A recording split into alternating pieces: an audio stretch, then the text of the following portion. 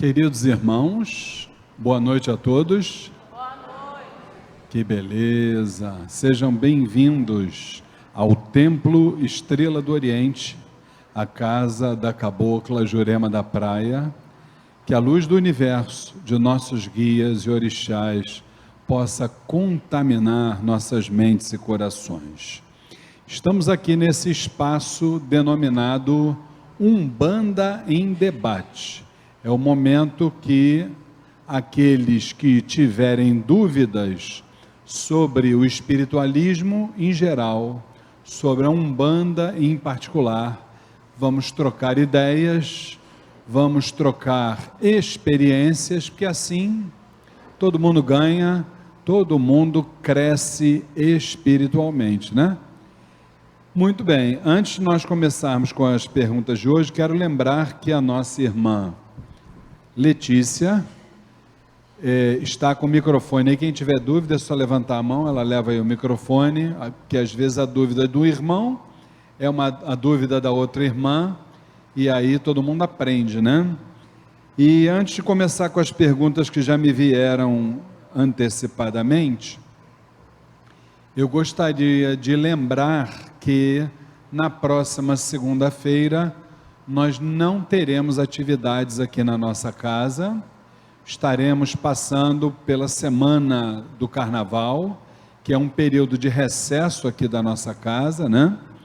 Então estaremos retornando normalmente na segunda-feira, dia 2 de março, aqui no Templo Estrela do Oriente, 8 horas da noite, com uma gira de consulta com os Exus e Pombagiras. Então, teremos a presença dos nossos compadres e comadres, hoje, na segunda que antecede o carnaval, e teremos também a presença incorporada deles no dia 2 de março, portanto, na segunda-feira após o carnaval, e aliás, já estaremos então no período denominado pela Igreja Católica, né, como o período da Quaresma, tá? Então que isso fique bem lembrado aí para vocês, segunda-feira não teremos gira. Então as nossas perguntas de hoje, a gente já agradece antecipadamente aos irmãos que nos mandaram. A primeira pergunta é de uma irmã que é médium daqui do Templo Estrela do Oriente, espero que ela já esteja nos ouvindo, senão as pessoas podem ouvir esse Umbanda em Debate, não só pela fanpage, facebook.com/Templo Estrela do Oriente, como também pelo canal do Templo Estrela do Oriente no YouTube. Vamos aproveitar, né, e pedir a gentileza de todos os irmãos, não só aqueles que nos assistem pela internet, como vocês que estão aqui também. Não esquece, dá um pulinho lá no YouTube, descobre o nosso canal, Templo Estrela do Oriente, se inscreve. Quando vocês virem um vídeo, não esquece de dar o like, compartilha para os seus irmãos, e ali tem um sininho que toda vez que vocês apertou o sino, toda vez que vier um vídeo novo, tá? Vocês vão ser avisados. Então, é uma forma, um trabalho importantíssimo de vocês ajudarem a divulgar a sagrada mensagem da nossa Umbanda, tá certo? Tem muita gente precisando ouvir a mensagem do astral superior, tá bom, gente? Vamos lá? A pergunta que ficou da semana passada é da médium do Templo Estrela do Oriente, nossa irmã Kênia. Ela pergunta o seguinte: por que uma falange é sentida mesmo no dia da gira de uma outra falange? Ela até deu um exemplo que no dia de uma gira de Exu, ela sentiu que acordou com um caboclo muito perto, e ela sentiu esse caboclo a gira toda. E ela diz, inclusive, que na mesma gira, ela viu uma médium daqui do Templo Estrela do Oriente incorporar um caboclo. Por que que isso acontece? Bom, vamos lá. Primeira coisa, o que que a gente precisa ter em mente? Eu gosto muito desse exemplo, porque ele é bem didático. Eu costumo dizer que não só vocês que estão aí na assistência, mas principalmente nós que somos médiuns, que temos um trabalho aqui dentro da casa, e estamos com a nossa mediunidade no estágio de ostensiva. Por que ostensiva? Porque nós estamos sempre exercendo o nosso mandato mediúnico, e isso faz com que a nossa mediunidade saia do ativo para o passivo, aliás, ao contrário, saia do passivo para o ativo, né? Então é bem interessante a gente entender esse exemplo do rádio. Como é que é o rádio? Lembra do rádio antigo, né? O rádio antigo você tinha aquele botão que ia mudando as estações, não é assim? Quando você mudava aquele botão, por exemplo, né? Lá para a rádio relógio, quem se lembra da rádio relógio, né? Era aquela rádiozinha ruim, né? E escutava mais chiado do que outra coisa, né? Mas mesmo com o radialista falando lá baixinho, a gente ainda conseguia escutar alguma coisa, não é isso? Quando você mexia no botão e trazia o dial para, por exemplo, uma Rádio Globo, uma Rádio Tupi, uma Rádio CBN, aí não, aí o som é alto, é forte, né? Dá para a gente escutar legal. Então isso é o exemplo do médium. Nós somos o rádio, a gente capta todas as vibrações, não só daquela vibração do dia. Por exemplo, dia de hoje, gira de Exu. Hoje de manhã eu estava cantando aqui comigo mesmo, estava cantando Ponte Preto Velho. Então, quem sabe, né?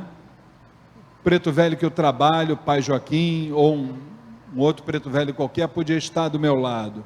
Porque a gente precisa entender que essas entidades, elas não se apresentam apenas e tão somente no dia da sessão. Elas estão interagindo conosco. Por quê? Porque são nossos guias, porque são nossos protetores, que são entidades que têm a responsabilidade, muitas vezes, de nos orientar dentro de um desenvolvimento mediúnico, até na nossa própria vida. Então, precisamos entender que, independente da gira do dia, nós estamos sempre interagindo com todas elas. E isso é uma das situações. Agora, a outra situação, que a irmã fala que nessa mesma gira, viu, devia ser gira de Exu, ela viu uma médium da corrente incorporar um caboclo. Veja bem, se isso aconteceu, essa médium se equivocou. Por quê? Porque nós aqui, se tem uma coisa aqui dentro do Templo Estrela do Oriente que não falta, é oportunidades de aprendizado. Se as pessoas vão aprender ou não, é outra coisa, que eu e Dona Flávia, que somos os orientadores espirituais, nós não temos a menor pretensão de abrir a cabeça de ninguém e enfiar o ensinamento ali dentro. Isso vai de acordo com a idade espiritual de cada um, com o valor que cada um dá para os estudos. O que a gente nota, normalmente, é que as pessoas não gostam de estudar, não gostam de se aprofundar nos estudos. Isso é fato, e não é só aqui, é em qualquer casa de Umbanda, tá bom? Então, quando a gente se aprofunda nos estudos espiritualistas, nós vamos perceber e vamos aprender, pelo menos aqui na nossa casa, a gente ensina constantemente, que existe um fenômeno, se a gente pode assim chamar, e veja bem, tá? Não é um fenômeno inventado por mim, ou por minha esposa, ou por esta casa. Isso é um fenômeno tão antigo, por exemplo, quanto o Pentateuco, que são os 5 livros escritos por intermédio de Allan Kardec. No Livro dos Espíritos, existe lá um fenômeno chamado desdobramento de vibrações. Neste fenômeno, denominado como desdobramento de vibrações, por exemplo, hoje, segunda-feira, teremos o que? Gira de Exus, aqui na nossa casa. Então vamos admitir a hipótese aqui do seu Luiz Fernando, né? Seu Luiz Fernando trabalha com o seu tranca-rua das almas. então é o meu Exu de frente, é ele que está fornecendo, desde o começo do dia, a energia que foi recebida pela falange de Exus do astral superior, foi entregue à falange de Exus para este dia, já que hoje é gira de Exus. Muito bem. Só que nós sabemos que na assistência existem irmãos que nos trazem aqui, trazem para as entidades, os mais variados desafios.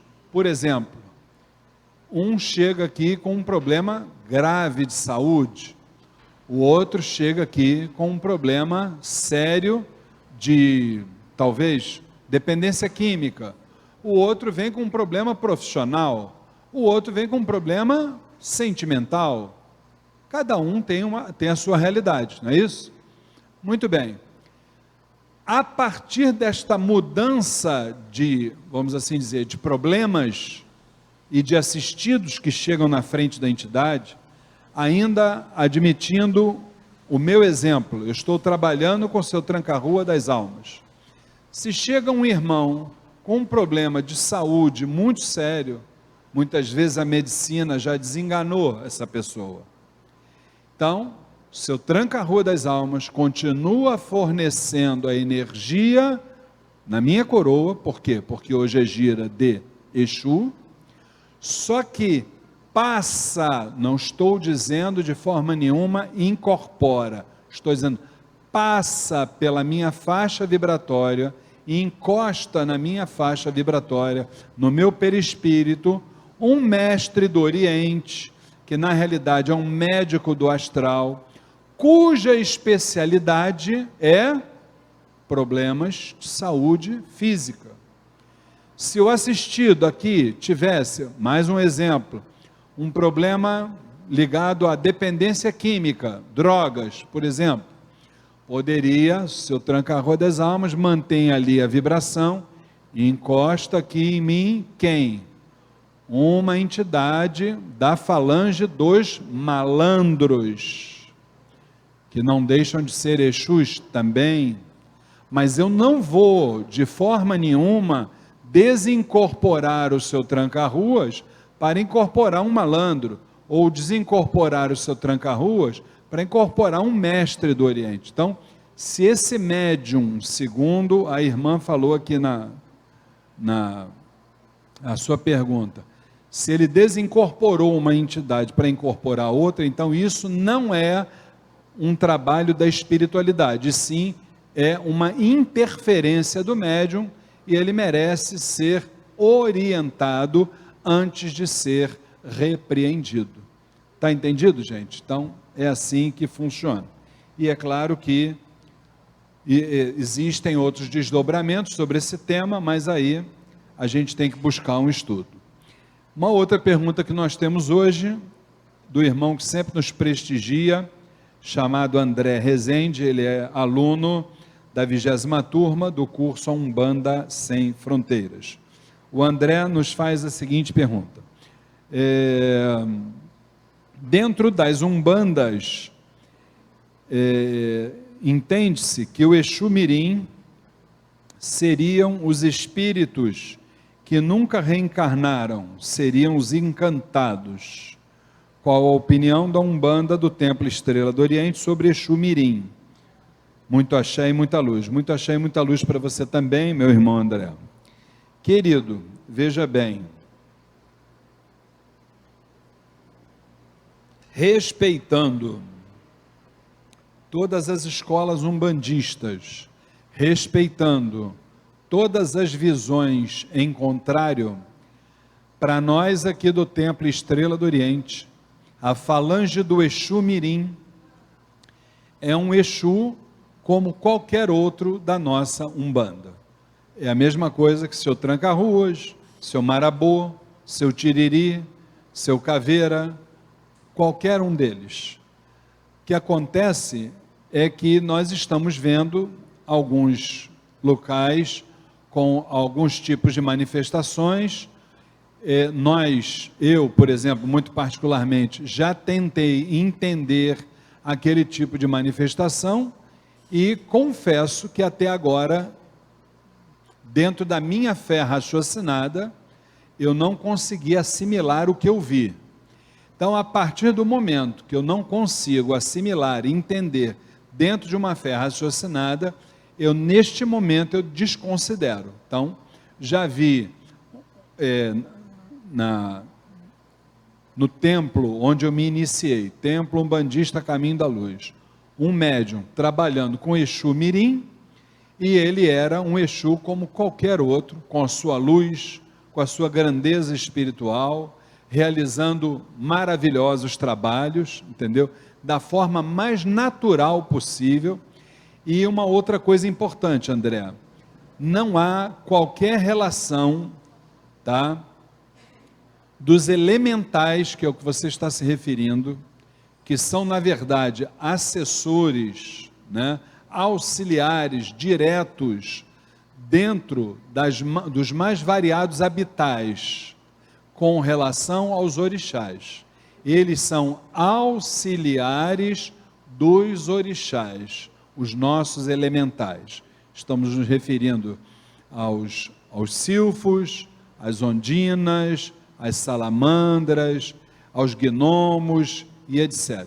Quando se estuda a linha do Oriente, a gente compreende a grandeza do trabalho dos elementais. Aí eu recomendo a todos que acessem o canal do YouTube do Templo Estrela do Oriente. Nós temos uma palestra nossa lá, escrita A Linha do Oriente e Suas Falanges, onde a gente aborda alguma coisa sobre os elementais e principalmente sobre toda a linha do Oriente. Tá bom assim? Muito obrigado pela sua pergunta. Uma outra pergunta que nós temos aqui. Gente, tem alguém que queira fazer alguma pergunta? Só levantar o braço, hein? Por favor, hein? Isso aqui não é um monólogo, isso aqui é um diálogo, hein? Tem uma irmã lá atrás querendo falar. Ainda temos mais uma pergunta que chegou, mas pode levá-la para ela.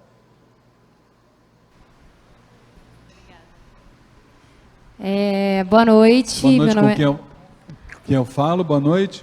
Tuane. Oi, Tuane, tudo bem? Aluna também da 23ª turma do curso Umbanda Sem Fronteiras. Boa noite. Boa noite a todos.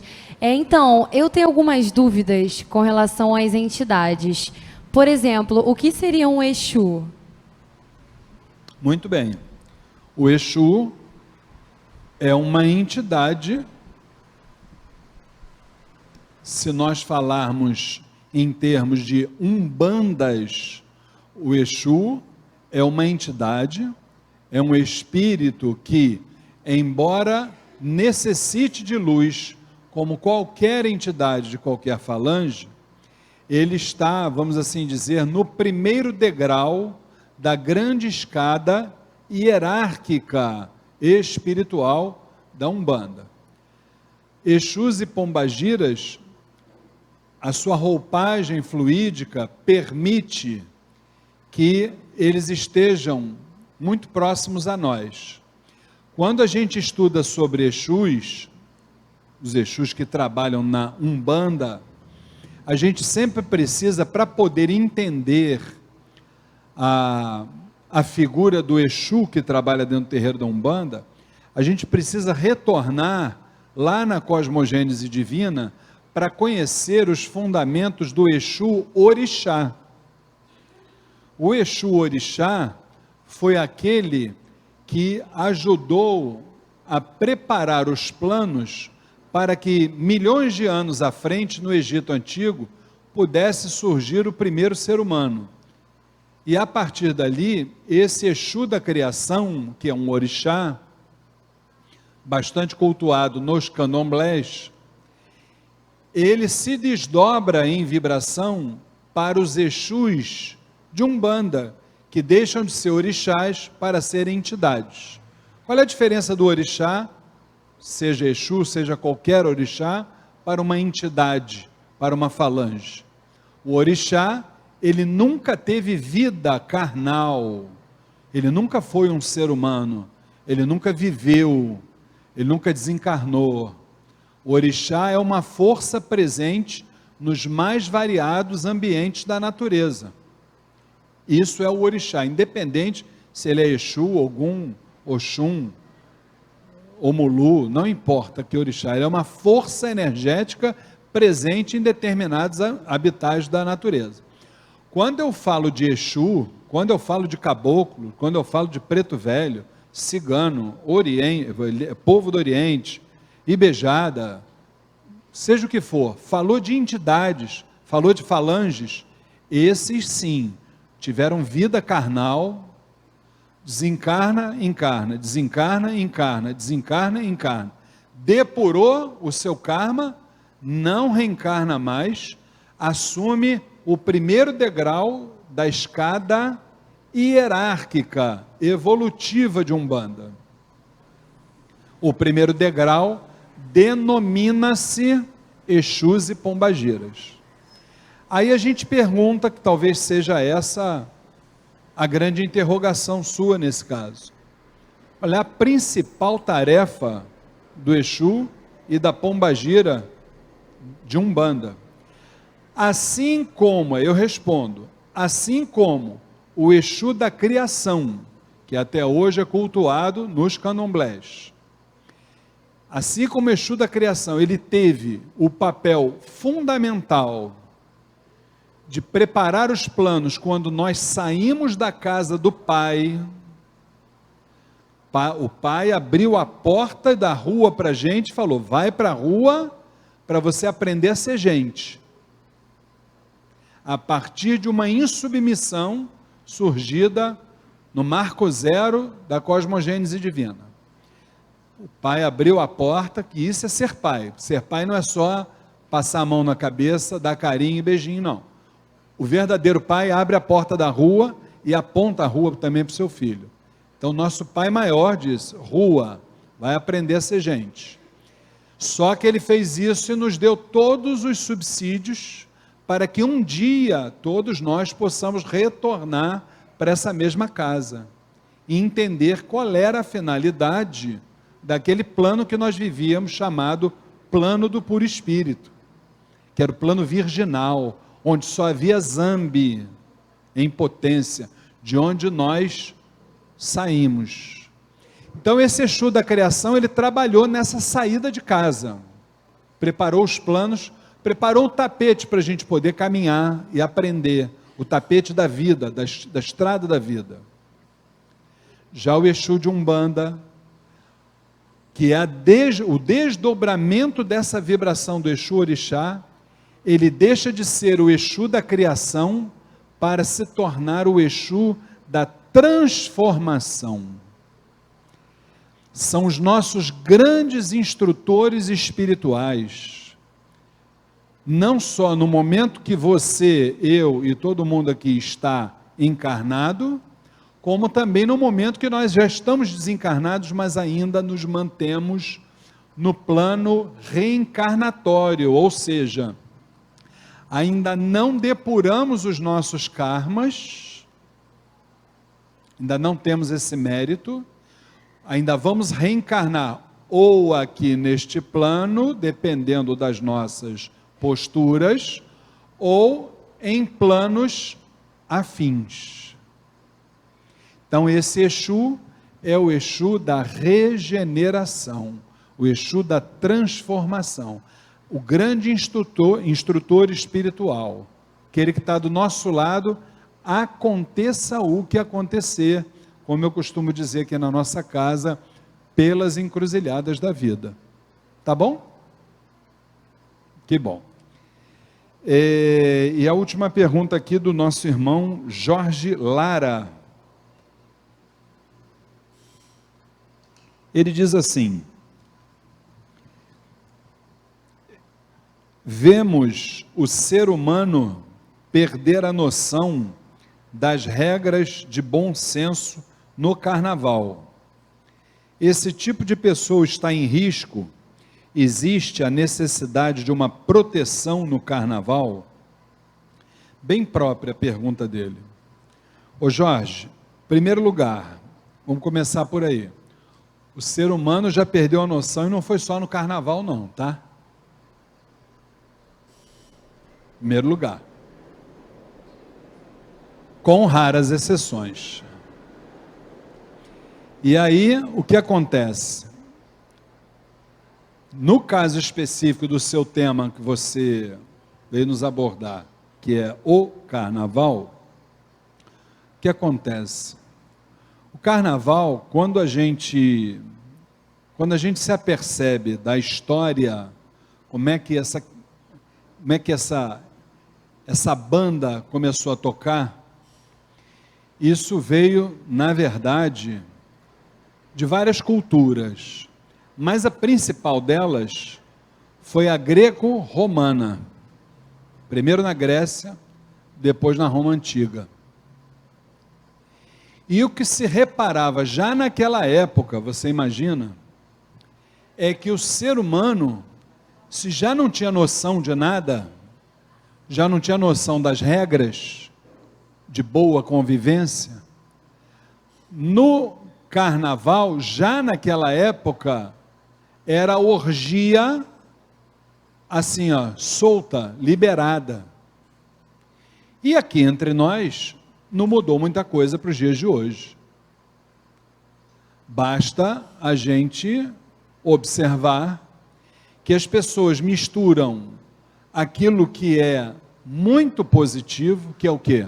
A cultura, a arte, a alegria, tudo isso é muito válido. Inclusive o potencial que isso gera turístico para a nossa cidade, para o nosso país, isso tudo está maravilhoso. O carnaval em si, ele não é o problema é o ser humano, esse é que é o grande problema, porque o ser humano, ele tem dentro dele, na verdade, o ser humano tem um animal dentro dele, tem um animal, e esse animal, ele fica preso, enjaulado dentro de nós, e não por isso, não só por isso, vocês veem que o carnaval, ele já tem uma representatividade antiga de máscara. O que é isso?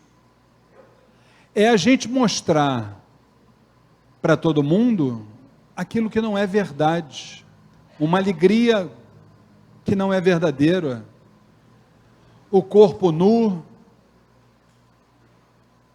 Então, a gente repara que o carnaval, na verdade, para o ser humano, ele nada mais é do que uma ilusão. É uma ilusão, com raras exceções. Por quê? Porque tem até um samba que diz, né, para tudo se acabar na quarta-feira. Não tem um samba que diz isso? É isso, é a grande realidade. O ser humano sai de si. E aí começa sexo, drogas, bebidas alcoólicas, drogas lícitas, drogas ilícitas, e por aí vai. E isso a gente sabe até como começa, agora como termina, só Deus sabe, né? Então, gente, o problema é o carnaval? Não, de forma nenhuma. E está perguntando aqui se essa pessoa está em risco. Ora bem, sem querer ser moralista, mas com nosso olhar espiritual, eu acho que a pessoa está em risco não é só no carnaval, porque o problema é que, sabe o que acontece? Se a gente estudar a história da quaresma, a gente vai entender que a quaresma foi criada para aliviar a barra do ser humano por causa dos excessos do carnaval. O ser humano mete bronca no carnaval e depois vem a quaresma. Agora eu sou puro, durante 40 dias vou jejuar e tal, e no final dos 40 dias vem o coelhinho da Páscoa, né? E aí eu renasço um novo ser humano. Mas para quem? Isso é o que? A gente pergunta. Isso é a moral imposta ou é a moral natural? Aí a gente precisa ver que tipo de caminho que a gente quer seguir. Agora, que esse ser humano está em risco, não tem a menor dúvida. Quem se excede, quem foge das regras, porque uma coisa é certa, gente, a vida, seja a vida de quem for, A vida é assim, a gente não sabe exatamente o que vai acontecer com cada um de nós daqui a 5 minutos. Não tem o slogan da Band News que fala assim, em 20 minutos tudo pode mudar? Eu escuto muito a Band News, não é assim que fala? Na nossa vida, em 20 minutos tudo pode mudar. A gente não sabe, a gente entra na vida sem saber as regras do jogo. Só que tem um detalhe. Existem alguns critérios que a vida traça, e no nosso olhar espiritual, quem foge desses critérios está em risco. Do lado esquerdo, esse critério eu chamo de misericórdia divina, representando isso, a chegada de vários seres humanos no mundo inteiro diariamente. Quanto nasce ser humano é sinal de que Deus ainda confia na humanidade. Isso é misericórdia divina. O outro lado da moeda chama-se justiça divina, que é quando Deus diz assim, olha, esse está passando 2 limites, então vamos resolver o probleminha dele. E entre um lado e outro tem um eixo, que tudo tem um eixo, tudo funciona na base de um eixo. Esse eixo que norteia a vida de cada um de nós, chama-se eixo ético, é a ética. Para quem não sabe o que é ética, é muito fácil. Eu vou tomar uma iniciativa na minha vida, seja ela qual for.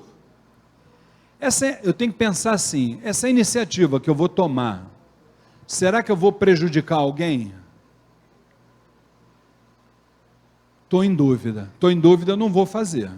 Só quando eu tiver certeza que eu não vou prejudicar ninguém, aí eu posso fazer. Isso é o eixo que fica entre a misericórdia divina e a justiça divina.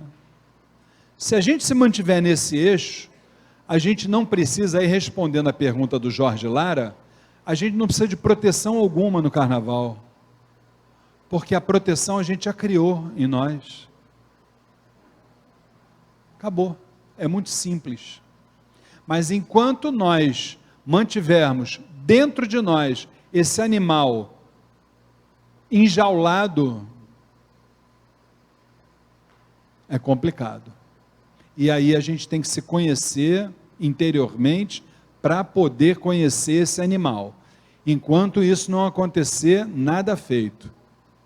O grande problema é esse, a gente não se conhece. Conhece-te a ti mesmo, esse é o grande mandamento. Tá bom? Então, estamos encerrando hoje a nossa participação. Eu quero relembrar que o Umbanda em Debate não vai ao ar na próxima segunda-feira, porque eu estarei realmente num retiro espiritual maravilhoso, com certeza absoluta. Estarei no meu eixo, sem dúvida alguma, entendeu? E aí, de hoje a 15 dias, se Oxalá assim o permitir, estaremos aqui diretamente do Templo Estrela do Oriente, a casa da Cabocla Jurema da Praia, para transmitir um Umbanda em Debate, tirando dúvidas, aprendendo com todos vocês. Tá bom assim? Grande abraço, Oxalá abençoe a todos. Obrigado.